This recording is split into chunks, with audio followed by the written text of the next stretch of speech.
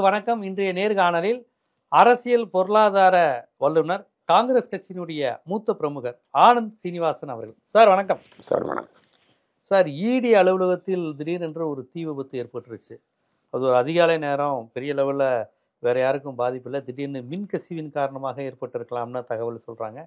இதில் பார்த்தீங்கன்னா, வைர வியாபாரி நீரவ் மோடியிலிருந்து பஞ்சாப் நேஷனல் பேங்க்கில் பணம் வாங்கிட்டு பணம் தராமல் இருந்த ஒரு 2-3 பேர் அவருடைய ஆவணங்கள், அவர்கள் குறித்த ஆவணங்கள்லாம் எரிஞ்சிருச்சுன்னு சொல்கிறாங்க. குறிப்பாக குஜராத்தி முதலாளிகள் பலரை பாதுகாக்க நடத்தப்பட்டது போன்ற பல்வேறு விமர்சனங்கள் வருது. இதை எப்படி பார்க்கணும், எப்படி புரிஞ்சுக்கணும்? ஃபஸ்ட்டு நீங்கள் ஈடிங்கிறதே ஒரு பொலிட்டிக்கல் டூல். இந்த சட்டத்தை அட்டானமஸ் பாடிலாம் கிடையாது. சட்டத்தை மாற்றினப்புறம் நம்ம சேலத்தில் வாய்க்கா வெறுப்பு சண்டை வந்தால் கூட ஈடி பாயும். ஒரு எருமை மாடு செத்ததுக்கு வந்துட்டாங்களே, அதான் சொல்கிறேன். அதனால் ஈடின்னு ஒரு மதிப்புள்ள கம்பெனியாக இருந்தது, ஒரு ஆர்கனைசேஷனாக இருந்தது. அவங்க என்ன பண்ணாங்க, வெளிநாட்டில் ஏதாவது பணம் நடந்ததுன்னா, மணி லாண்ட்ரிங், வெளிநாட்டுக்கு ஏதாவது பணம் போயிட்டு வந்துருந்ததுன்னா அதை நீங்கள் கேள்வி கேட்குற மாதிரி இருந்தது. அதுதான் இவங்களோட வேலையாக இருந்தது. அதை கொண்டு வந்து நீங்கள் எல்லார் மேலேயும் கேஸை போட்டுட்டு, இது வரைக்கும் நீங்கள் நடத்தின கேஸில் 100 கேஸில் 2 கேஸ் ஜெயிச்சிருக்கீங்க, 97-98 கேஸ் தோற்றுருக்கீங்க. இது உங்கள் ரெக்கார்டு சொல்லுது. அதை நம்ம சீரியஸாகவே எடுத்துக்க வேண்டாம். விஜய் மல்லையா ஓடி போனவரோட பேப்பரும் எரிஞ்சு போயிடுச்சுங்கிறாங்க. அவர் பார்லிமெண்ட் மெம்பராக இருந்தார். யார் சப்போர்ட்டில் அவர் ராஜ்யசபா மெம்பராக இருந்தார்? அருண்ஜேட்லி ஆதரவில் இருந்தார். பார்லிமெண்ட்டில் ஒரு காங்கிரஸ்காரர் சொன்னது, பிஎல் புனியான்னு சொன்னது என்னென்னா, கடைசியாக அவர் அருண்ஜேட்லியை பார்த்துட்டு அன்றைக்கி நைட்டு பிரிட்டிஷ் ஏர்வேஸில் ஏறி கிளம்பி போயிட்டாருன்னு. இது வரைக்கும் நீங்கள் திரும்பி கூட்டின்னு வந்திருக்கீங்களா? பிஜேபி ஆட்சியில் டாட்டா சொல்லிவிட்டு ஊருக்கு போனவர் தான் விஜய் மல்லையா. மக்கள் மறந்துடுவாங்கன்னு சொல்கிறார். நிரவ் மோடி சுவிட்சர்லாண்டில் பிரதமரோடு சேர்ந்து புகைப்படம் எடுத்துக்கிட்டு ஓடி போனவர் தான் நிரவ் மோடி. மெஹுல் சோஸ்கி, இது மாதிரி நிறைய குஜராத்திங்க இருக்கிறாங்க. ஸ்டர்லிங் பயோடெக்னு ஒரு கம்பெனி இருக்குது, பல கம்பெனிகள் இருக்குது. இவங்க மேலெல்லாம் கந்தோடப்பி இடிபி மேலே கேஸை போட்டுட்டு இன்றைக்கி அந்த பேப்பரே எரிஞ்சு போயிடுச்சுங்கிறீங்க. நேற்று என்ன பண்ணீங்க, காமன்வெல்த்து கேம்ஸு ஸ்கேண்டலை பற்றி அன்றைக்கி அவ்வளோ பேசிகிட்டு இருந்தோம். ஆமாம். இப்போ அதில் ஷீலா தீக்ஷித்தும் இறந்துட்டாங்க, மாண்புமிகு முன்னாள் பிரதமர் மன்மோகன் சிங்கும் இறந்துட்டார். இன்றைக்கி என்ன பண்ணியிருக்கீங்க, அதில் ஒன்றுமே இல்லை. கிட்டத்தட்ட 13 வருஷத்துக்கு முன்னாடி வந்துச்சோ? ஆமாம், 2010. இப்போ கிட்டத்தட்ட 15 வருஷம் ஆச்சு. இப்போ என்ன சொல்லிட்டீங்க, கேஸே இல்லைன்ட்டீங்க. அப்போ டெய்லி டிவியில் இதை தான் பெருசாக பேசிட்டு, name it and shame it மாதிரி. நேம் இட் அண்ட் ஷேம் மாதிரி நான் பேசுவேன். தமிழ்நாட்டில் எல்லாருமே 1,76,000 கோடி பேசினாங்க. ஆமாம். இன்றைக்கி ஏதாவது அதை பற்றி பேசுகிறாங்களா? யாராவது ஒருத்தர் ஜெயிலுக்கு போனாங்களா? ஸோ இந்த மேல் ஜாதிக்குள்ளே உள்ள மீடியாக்களை இந்தியா ஃபுல்லாக கை கோட்டுக்கிட்டு ஆர்எஸ்எஸோட ஏஜெண்டா வினோத் ராயை உட்காத்தி வச்சு பல கேஸுகளை போட்டு அந்த கேஸெல்லாம் உயிரோடு இருக்குது அப்படின்னு காட்டுறதுக்கு தான் இடி இருந்ததே தவிர, இடி போட்ட கேஸு என்றைக்குமே முடிஞ்சதாக சரித்திரமே கிடையாது. இந்தியாவில் என்ன தெரியுமா, ப்ராசஸ் தான் பனிஷ்மெண்ட். நான் ஜீவா திருடிட்டார்னு கேஸ் போட்டேன்னா அந்த கேஸ் 20 வருஷம் ஓடும். 20 வருஷம் நீங்கள் கோர்ட்டுக்கு வரணும். அதுதான் நான் உங்களுக்கு கொடுக்குற ப்ரொசீஜர், அந்த ப்ராசஸ் தான். அதுதான் பனிஷ்மெண்ட். தீர்ப்பு கூட தண்டனை கிடையாது. தீர்ப்பு தண்டனை கிடையாது. 15 வருஷம் கழித்து காமன்வெல்த் கேம்ஸில் ஸ்கேமே இல்லைன்ட்டாங்க. அப்போ அந்த வினோத் ராய் மேலே என்ன ஆக்ஷன் எடுக்க போகிறீங்க? அவரோட பென்ஷன் கட் பண்ண போகிறீங்களா? இல்லை அவரை புடிவாரண்ட் போட்டு கொண்டு வந்து கோர்ட் மேலே நிறுத்த போகிறீங்களா? இல்லை அந்த போலீஸ்காரெலாம் முன்னாடி கேஸ் எழுதினானே அவன் மேலே ஆக்ஷன் எடுப்பீங்களா? அந்த மீடியா தப்பு பேசினாங்களா அவங்க மேலே ஆக்ஷன் எடுக்க போகிறீங்களா?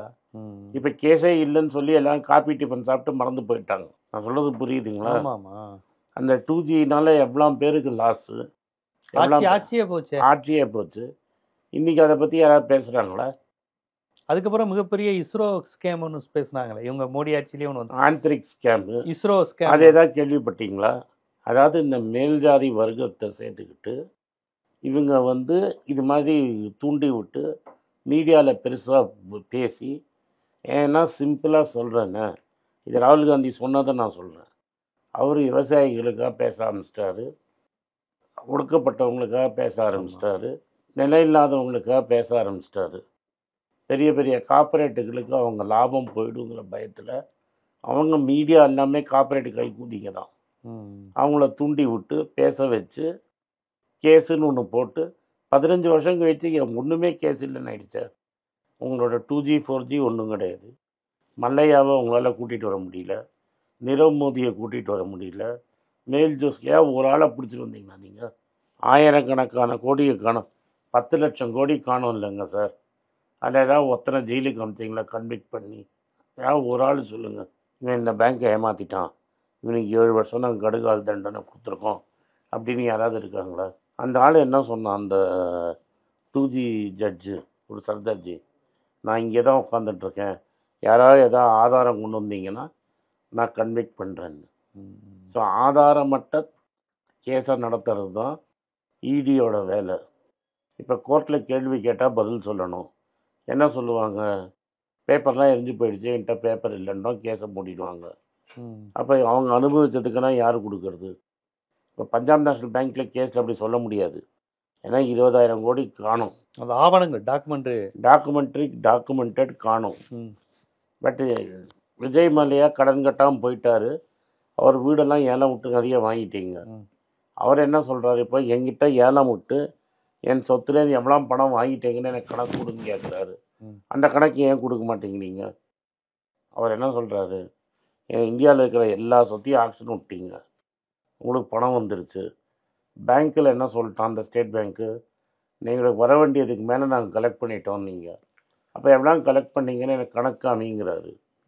அப்போ அப்போ நீங்கள் அதுக்கு மேலே கலெக்ட் பண்ணியிருந்தீங்கன்னா அப்போ ஏன் அவரை துரத்தினீங்க, பிடிவாரண்ட் போட்டீங்க? இல்லை, இப்போ நமக்கு இன்னொரு விஷயம் இதில் தெரிஞ்சுக்க வேண்டியது, இப்போ இந்த ஆவணங்கள் எரிஞ்சிருச்சுன்னு சொல்கிறாங்களே, பேங்க் ப்ரொசீஜர் கேஸே கிடையாதே சார், அவ்வளோ முடிஞ்சிடுச்சு. இப்போ தான் நான் காமன்வெல்த் கேமை வச்சு தான் உங்களுக்கு எக்ஸ்பிளைன் பண்ணுறேன்.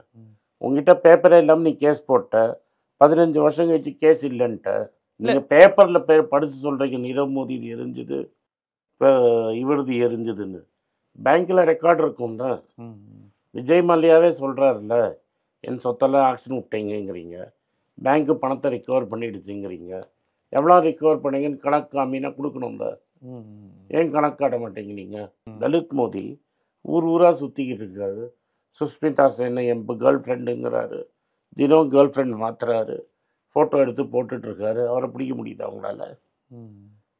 லண்டனில் ஒரு பங்களாவில் உட்காந்துட்ருக்கிறாரு விஜய் மல்லையா, அவரை கூப்பிட்டு வர முடியுதா?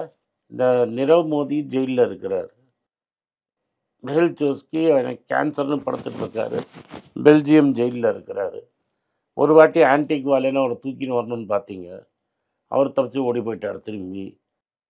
நீங்கள் என்ன தான் யாராவது ஒருத்தர் தப்புன்ட்டாங்க, ட்ரையல் வைக்கிறத சொல்லனா, இவன் தப்பு, இவன் கோர்ட்டுக்கு போகணும், இவனுக்கு ஜட்ஜ்மெண்ட் வந்துருச்சு, ஜட்ஜு உங்காளுங்க, நீங்கள் தான் அப்பாயிண்ட் பண்ணீங்க ஜட்ஜை, லாயர் அப்பாயிண்ட் பண்ணது நீங்கள், எவிடன்ஸ் தேடினது நீங்கள், 12 வருஷமாக ஆட்சியில் இருக்கிறது நீங்கள், என்ன கேஸை நடத்துகிறீங்க? உங்களுக்கு யாரை பிடிக்கலையோ கேஸை போடுவீங்க. இப்போ பேப்பர் சொல்லுது, நியூஸ் பேப்பரை வச்சு தான் நம்ம சொல்கிறோம், இந்த எரிஞ்சிருச்சுன்னு. இடி வெளில சொல்லிச்சா இந்த பேப்பர் எரிஞ்சு போச்சுன்னு? உங்கள் பேப்பர் அப்படியே நியூஸை கசிய விட வேண்டியது. இல்லை, மின் தீ விபத்து ஏற்பட்டுருக்குங்கிறாங்களே. தீ விபத்து ஏற்பட்டதுங்க, அதில் டாக்குமெண்ட் எரிஞ்சிச்சுன்னு யாருக்கு தெரியுங்கிறீங்க? யாருக்கு சொன்னாங்க? இடி ஒரு ப்ரெஸ் கான்ஃபரன்ஸ் வச்சு சொன்னான்னா இந்த பேப்பர் எரிஞ்சுது.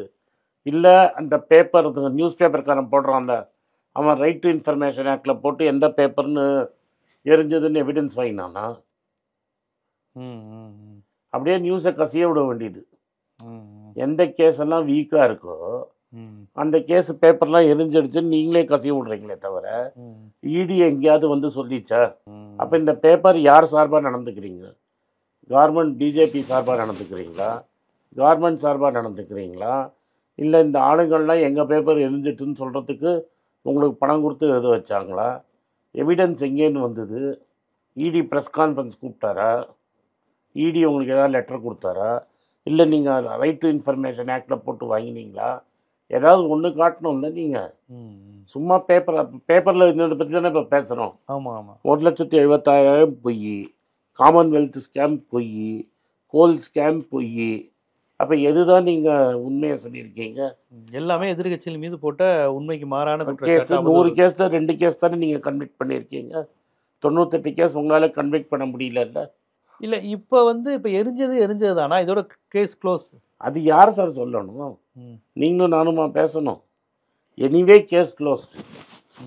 எந்த கேஸு பெரிய கேஸை அவங்க கன்விக்ட் பண்ணியிருக்காங்கன்னு எனக்கு 2 சொல்லுங்கள். இப்போ ஒரு அரசியல் வாக்கில் கரப்ஷனில் பெரிய கேஸில் எந்த கேஸை இடி கன்விக்ட் பண்ணியிருக்குன்னு எனக்கு கொடுங்க. நீங்கள் சொல்கிற மாதிரி ப்ரொசீஜர் அதுதான் தண்டனையே அவ்வளோதானே. நான் 20 வருஷம் கோர்ட்டுக்கு வான்னு, அப்போ 20 வருஷம் கோர்ட்டு வந்ததுக்கு யாரு காம்பன்சேஷன் கொடுப்பான்? நாளைக்கு அவன் காம்பன்சேஷன் மூவ் பண்ணான்னா? இப்போ இந்த மாதிரியான சூழ்நிலையில் இப்போ ஒரு குஜராத்தி முதலாளிகளை பாதுகாக்க மோடி முயல்கிறார். அதாவது முழுக்க நீ குஜராத்தியே விட்டுருங்க. நான் காங்கிரஸ்காரன், குஜராத்தின்னு என்னால் சொல்ல முடியும். யார் மேலேயுமே அவங்களால ப்ரூவ் பண்ண முடியலைங்களே. நீ கேரளாக்காரனை ப்ரூவ் பண்ணு, தமிழ்காரனை ப்ரூவ் பண்ணு, இல்லை பாகிஸ்தானிக்காரன் மேலே கேஸை போட்டு ப்ரூவ் பண்ணு. டாக்குமெண்ட்ரி எரிஞ்சது காப்பாற்றிய முதலாளிகள்ங்கிற அடிப்படையில் கேட்குறேன். டாக்குமெண்ட்ரி எதுக்கு எரிஞ்சதுன்னு எப்படி தெரியும்? செய்தி அப்படிதானே வருது. செய்தி அலுவலகத்தில் தீ, மின் கசிவு காரணமாக. நானும் தானே எழுதலாம். அங்கே தீ வந்ததுங்கிறது உண்மை. எந்த டாக்குமெண்ட் எரிஞ்சது நீங்கள் போய் பார்த்தீங்களா? டாக்குமெண்ட் எரிஞ்சிருக்குன்னு.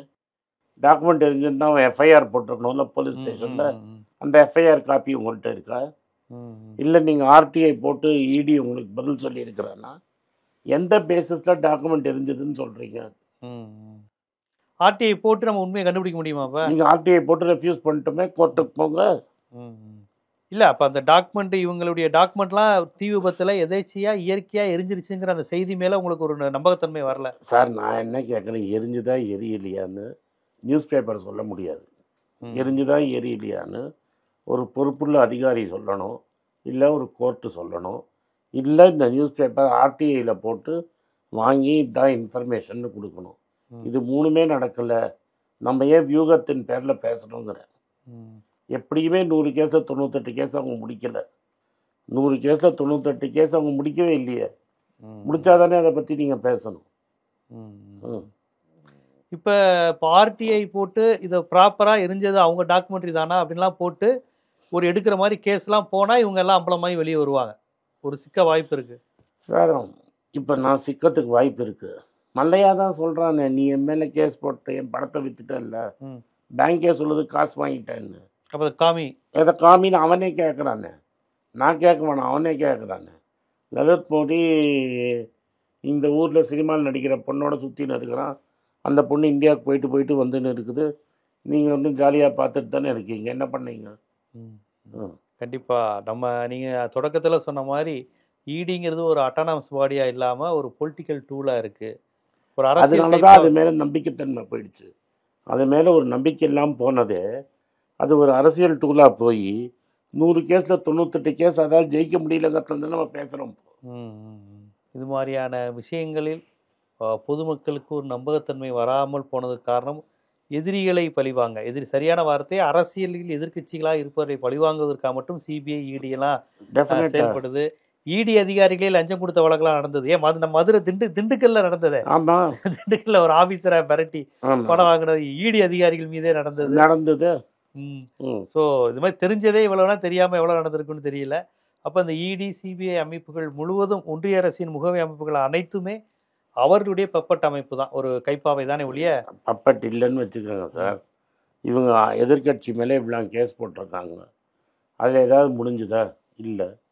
கட்சியை விட்டு, அந்த தாய் கட்சியை விட்டு எவன்லாம் பிஜேபி சேர்ந்தானோ அவன் மேலெல்லாம் கேஸை மூட்டிங்களே. பிரஃபுல் பட்டேல், அஜித் பவார், பிரஃபுல் பட்டேல். இந்தியன் எக்ஸ்பிரஸில் 26 பேர் வந்தது. நான் சும்மா சொல்ல, 26 பேர் மேலே கேஸ் இருந்தது. 26 பேர் போய் பிஜேபியில் சேர்றான். 26 பேருக்கு வந்து நீங்கள் பாவ மன்னிப்பு கொடுத்து கேஸே இல்லைன்னு க்ளோஸ் பண்ணிட்டீங்க. அதில் அஜித் பவார், பிரஃபுல் பட்டேல்.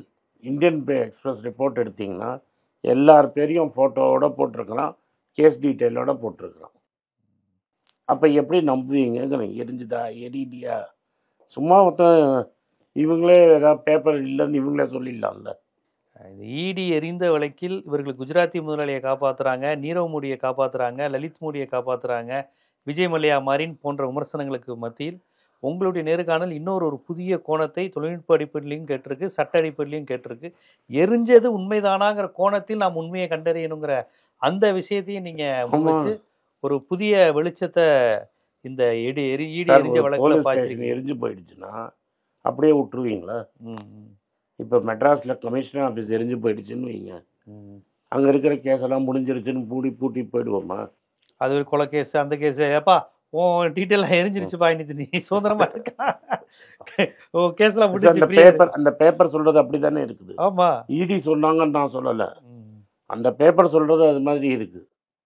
கண்டிப்பா ரொம்ப ஒரு முக்கியமான புள்ளிய, டெக்னிக்கலான புள்ளிய மக்களுக்கு எடுத்துக்காட்டி, நீங்க இப்ப இந்த இடத்துல ஒரு காங்கிரஸ்காரராகவும் ஒரு ஆப்போசிட் பார்ட்டியா மட்டும் பேசாம, இது யதார்த்தத்தில் இது என்ன அப்படிங்கிறத எல்லா மக்களுக்கும் புரியும்படி எடுத்து வச்சு இந்த விவகாரத்தை மக்களுக்கு எடுத்திருக்கீங்க. மிக்க நன்றி. நன்றி. வணக்கம். எனக்கு ஒரு விஷயத்தை அட்டென்ஷனுக்கு கொண்டு வந்திருக்காங்க. என்னோட ஏஐ ஜெனரேட்டட் இமேஜை பார்த்து யாரோ ட்ரேடிங்க்கு பணம் கொடுத்து ஏமாந்துருக்காங்க. ப்ளீஸ், உங்களுக்கு நான் பல தடவை சொல்லிட்டேன், இப்பவும் சொல்கிறேன், நான் யார்கிட்டையும் பணம் டைரெக்டாக வாங்குறது இல்லை, அப்பாயின்மெண்ட் பார்க்குறதே கிடையாது. அதனால் என்னை பார்க்கலான்னு யாராவது காசு கேட்டாங்கன்னா இல்லைன்னு சொல்லிடு. அடுத்தது, ஒரு இமெயில் ஐடி இருக்குது, அதில் போட்டால் எங்கள் டீம் கான்டாக்ட் பண்ணுவாங்க. அது டைம் ஆகுதுன்னா வினோதோட இன்ஸ்டாகிராம் அக்கௌண்ட்டில் வினோத்தை மெசேஜ் பண்ணுங்க. அவன் என் தம்பி, அதுலேயும் அவன் காசு கேட்க மாட்டான். காசு கேட்குறாங்கன்னா ஏமாறுறீங்க.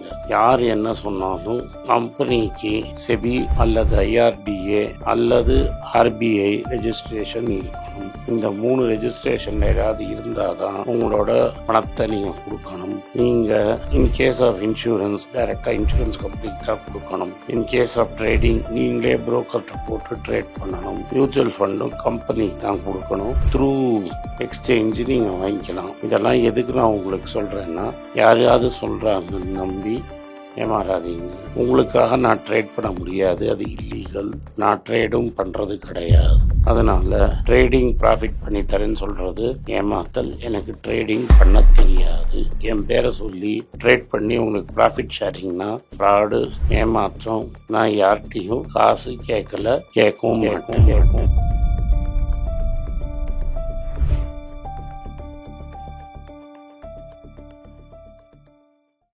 வணக்கம். இது ஆனந்த் ஸ்ரீனிவாசன். இது என்னோட பர்சனல் சேனல்.